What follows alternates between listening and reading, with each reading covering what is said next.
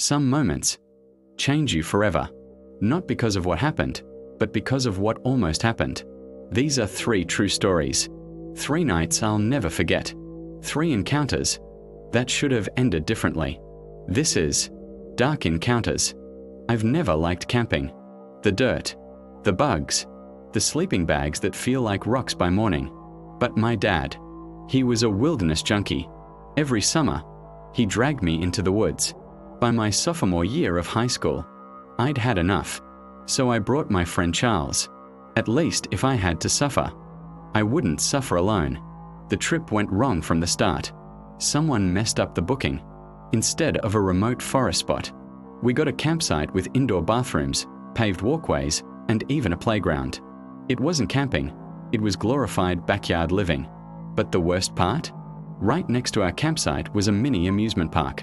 A Ferris wheel, roller coasters, carnival games. Everyone was furious. That night, Charles and I couldn't sleep, so we did something stupid. We snuck into the amusement park after midnight, flashlights in hand, climbing the fence like criminals. Security guards were patrolling on golf carts, so we had to hide and move in the shadows. It felt like a stealth game. We made it to the roller coaster and climbed the maintenance stairs. There were no railings, just darkness and height. At the top, the view was unreal. We took one photo, and then we decided to leave. On the way back, we hid behind a snack shack, catching our breath, waiting for a guard to pass. That's when I saw movement. About 30 feet away, someone was crouching, just like us, hiding in the shadows. Then he ran across a pool of light, and I saw him clearly. A man, in torn clothes, moving strangely, as if injured or disfigured. And across his face, neck, and shirt was a dark liquid. Blood. Charles saw it too. Our eyes met. We didn't say a word. We just ran. The next morning, the camp staff made an announcement over the loudspeaker. A man was stabbed and killed at the lake 4 miles from here. The suspect is still at large. Description: disheveled white male, late 30s, possibly bleeding from injuries. Charles and I looked at each other. We knew. It was him. The man we saw hiding in the amusement park. We said nothing to anyone. And to this day, I still regret it. Fall of 2016. The year of the clown hysteria. Reports were everywhere. People in clown costumes terrorizing neighborhoods, chasing people, sometimes carrying weapons. I was 16, riding the train home from school. The car was mostly empty. Just me, headphones in, music blasting, not paying attention. The train stopped, the doors opened, and I stood up to get off. Someone was blocking the doorway. A clown. Full costume. White face paint, red nose, rainbow wig, baggy pants. Just standing there, staring at me. I tried to step around him. He leaned toward me, blocking my path. His eyes were cold, empty. That's when I ran. I bolted back into the train car. He chased me, through one car, then another. I looked back, and he was gaining on me. And in his hand, a knife, glinting under the fluorescent lights. I jumped off at the next stop, sprinted through the station, and ran out into the street until my lungs burned.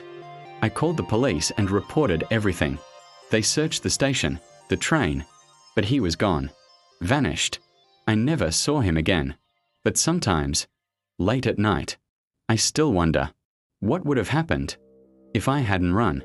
A few years ago, I found a strange job listing. Private lifeguard. Night shift. Pool hours only. The pay, $30 an hour. For a lifeguard position, that was suspicious. But I needed money, so I applied.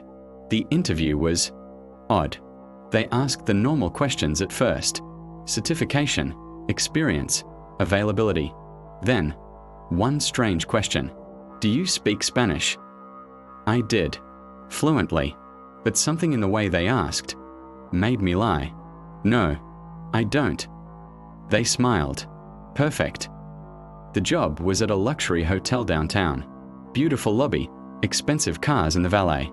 But something felt wrong. People came and went late at night, always in groups. They'd pay cash. Lots of it. Some wore blue wristbands. Those with blue bands entered a locked building at the back. A building called The pool house. I was never allowed inside. My job: guard the outdoor pool and keep guests out after hours. But I watched, and I listened.